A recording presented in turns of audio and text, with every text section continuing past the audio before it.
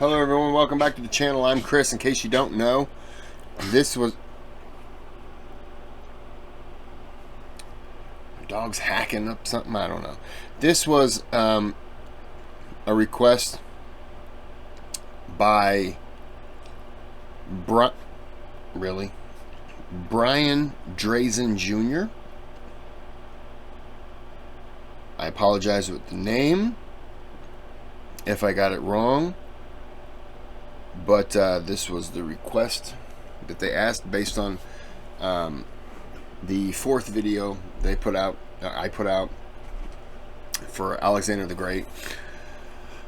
That was a great video.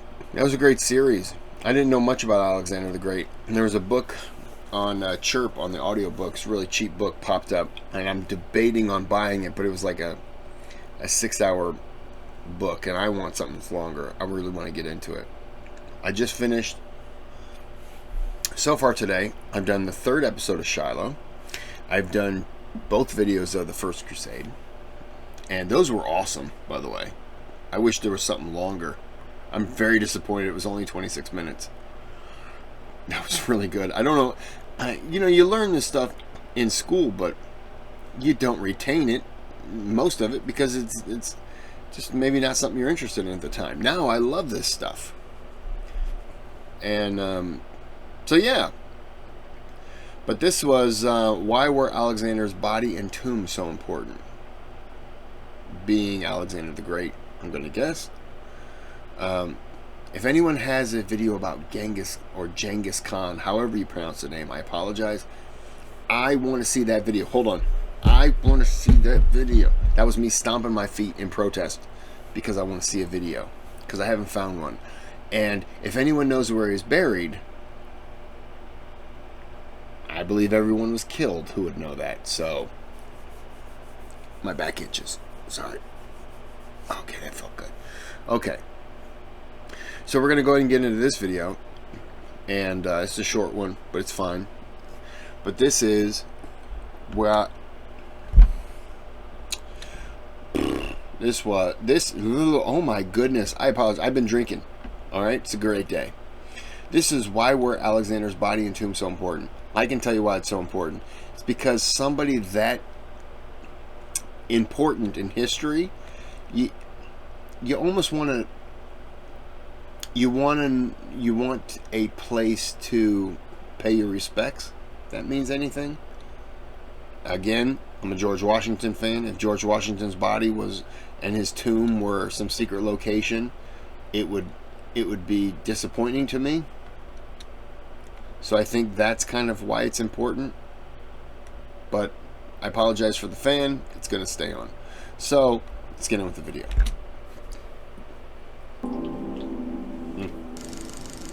This video was sponsored by The Great Courses Plus. Go to thegreatcoursesplus.com today to start your free trial. On the 11th of June, 323 BC, Alexander the Great passed away. Following his death in Babylon, his body became a continuing source of war, intrigue, and mystery. His body and his tomb were lost, yet the legend lives on, and historians are still trying to uncover clues to their whereabouts. But how did this all come about? Why did all records of Alexander's tomb abruptly cease? In this 2-part documentary, we shall unravel the history surrounding Alexander's tomb and attempt to answer this question. This is the story behind Alexander's body and his tomb. Almost immediately after Alexander's death, chaos erupted, as the Macedonians quickly began arguing over the fate of the empire, leaving his body unattended for many days in the Babylonian heat. Oh, really? Legend has it that upon returning to the corpse, to everyone's amazement, they found it in pristine condition, untouched by decay. Perdiccas, the highest-ranking commander in Babylon, then had Alexander's body embalmed and placed in a golden coffin. How was it embalmed? Was it like Egyptian embalmed? Were they like... Did they pull the brain out through the nose?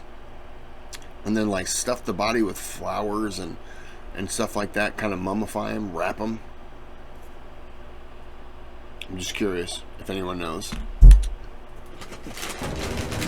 For the next 2 years, Alexander's body remained in Babylon, as Perdiccas and his followers oversaw the construction of a funeral carriage unlike any other the world had seen. What is Babylon today? And it could be a stupid question, I do apologize, but that's why I'm asking you. It's because you would know better than I would. I could Google it, but why do that when I have you? The carriage was designed to resemble a great temple. It had beautiful Ionic columns, encircled by paintings depicting Alexander and his army, and was covered with gold. It was to be pulled by 64 mules, each bearing a golden crown and bell. Upon its completion, Perdiccas ordered that Alexander's body was to be escorted home to Aigai in Macedonia, the traditional resting place of the Macedonian kings. Yet the plan went horribly wrong.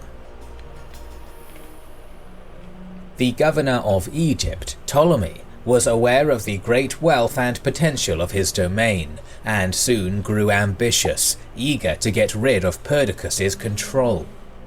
He believed he might achieve this by taking possession of Alexander's body, as it was a superhuman talisman representing authority and legitimacy in this new post-Alexander world.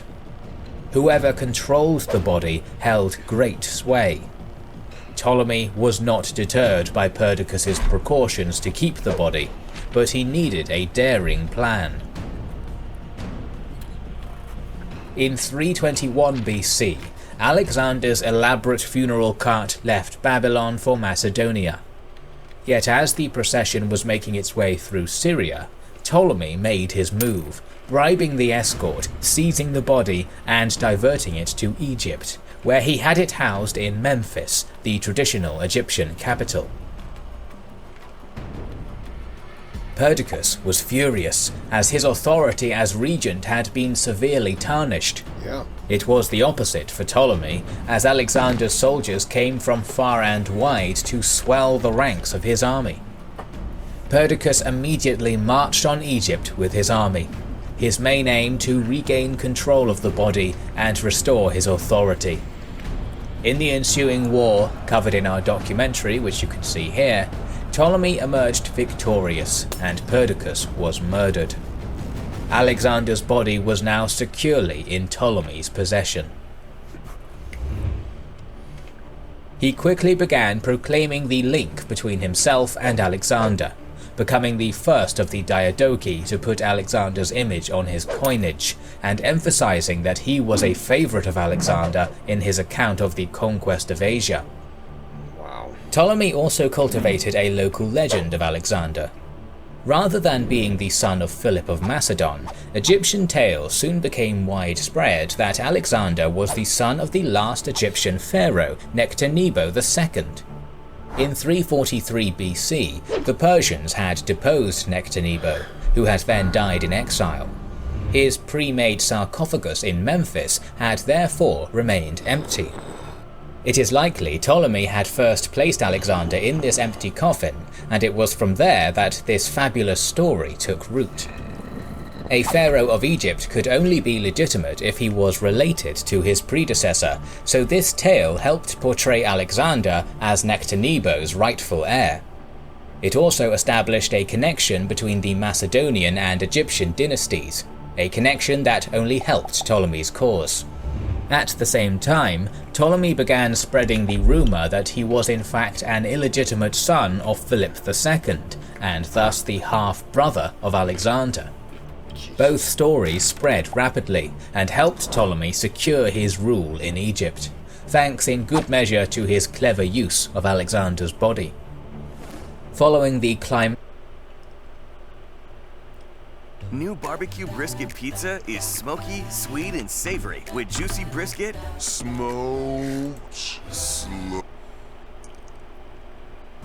Following the climactic Battle of Ipsus in 301, I dislike this guy tremendously. 1 BC, Ptolemy had Alexander's body moved to the center of his new capital at Alexandria and placed in a new elaborate tomb. The city had been founded by Alexander back in 331 BC, but had only recently been completed. Immediately, Ptolemy set about promoting Alexander adulation. Not only did he have Alexander publicly honored as the founder of Alexandria, but he introduced a state cult of Alexander throughout Egypt. His statues were erected far and wide, while processions and festivals centered around the great conqueror also appeared. Okay, I just want to make sure I'm getting this right. He hijacked the body, brought it back to Egypt to make himself more important. Instead of allowing the body to go back to, I can't pronounce the name, I apologize. Instead of allowing the body to go back and be buried with the other kings, this selfish guy has now interwoven his name, his being, into Alexander's life. I just want to know if I'm getting that correct. In 283 BC, Ptolemy I passed away. For the next 150 years, Ptolemy's descendants would rule Egypt, and the memory of the great king was crucial for their dynasty. Almost immediately after his father's death, Ptolemy II Philadelphus... Wait, I'm sorry. I am so sorry. I am so sorry. Let me do that again. 150 years, Ptolemy's descendants would rule Egypt, and the memory of the great king... So this guy's descendant was Cleopatra. Okay. King was crucial for their dynasty. Almost immediately after his father's death, Ptolemy II Philadelphus had him deified and worshipped alongside Alexander. The message was clear. In both life and death, these two kings were inseparable. Philadelphus also created a new religious festival in honor of his father, the Ptolemaion. Hosted every 4 years, this festival attracted many thousands of visitors, not only from Egypt, but all around the Greek world. Probably still goes on today. Fortunately for us, a description of the Ptolemaion, staged in 275 to 274 BC, survives. Dubbed the Grand Procession of Ptolemy Philadelphus, it was an extremely lavish parade through the center of Alexandria. Soldiers, animals, gems, gold, and images of gods, especially Dionysius, all featured, emphasizing the unbounded wealth, splendor, and power of Ptolemaic Egypt. Alexander was central to the procession. First, his statue appeared on top of a great float, accompanied by another statue of the now deified Ptolemy I, both wearing gold diadems of ivy leaves. Following this came a golden statue of Alexander in a chariot, towed by 4 elephants and surrounded by statues of the gods. This procession reminded the onlookers not only that Alexandria was the home of Alexander's body, but also of the inseparable link between it and the Ptolemies. Desiring to further emphasize this link, Ptolemy IV Philopator placed Alexander's body in a new royal burial complex in circa 215 BC. It soon became known as the Soma, or the body, named after its main exhibit. This new mausoleum was almost certainly visually majestic, perhaps inspired by the famed tomb of Mausolus at Halicarnassus. There's a part of me that's getting very angry still at the fact that his body can't be at rest, I don't know that that's where he would want to be, but be back home with his family. But there is another part of me that is truly happy that at least his body is being respected. You know, it's being treated with the respect it deserves, because Ptolemy certainly shouldn't be treated that highly. The complex may also have been circular, in its turn possibly inspiring the great tombs of the Roman emperors Augustus and Hadrian. Inside the enclosure, Alexander's body was placed in an underground chamber along with remains of the Ptolemies, once again emphasizing the closest possible link between the Ptolemies and Alexander. The Soma soon became an iconic feature of Alexandria. From far and wide, visitors would journey to Alexander's city and see his marvelous tomb. It was a place of pagan pilgrimage. Still, no dynasty can last forever, and by the beginning of the 1st century BC, the Ptolemaic dynasty had become a shadow of its former power. So great was its turmoil that in 89 BC, King Ptolemy X had done the unthinkable. In desperate need of money to pay his mercenaries, he melted down Alexander's golden sarcophagus, replacing it with one made of glass. Regardless, Ptolemaic power continued to dwindle, and within 70 years, a new power would be ruling Alexandria. A power that also had a keen interest in Alexander's tomb, but for very different reasons: Rome. While creating this documentary, we used the series of lectures called Understanding Greek and Roman Technology from Professor Stephen Ressler, provided by the sponsor of this video, The Great Courses Plus. This very detailed 24-part series covers the most important inventions and technologies of antiquity, and is essential if you want to learn more about the technology of the ancients. You can subscribe to the Great Courses Plus to get access to the vast library of over 10,000 lectures on history, science, literature, and other subjects. Is that it? Description. The second video on the story behind Alexander's tomb. Okay. I'm going to end this here. I don't know. There's something... I'm getting angry. You melted his coffin down for the money, and you put him in a glass tomb. Like, come on, man. Just let the guy rest. I'm getting annoyed. Well, I'm going to end this here, and I'm going to jump right back into the next video. So until I do, have a good day, have a good night.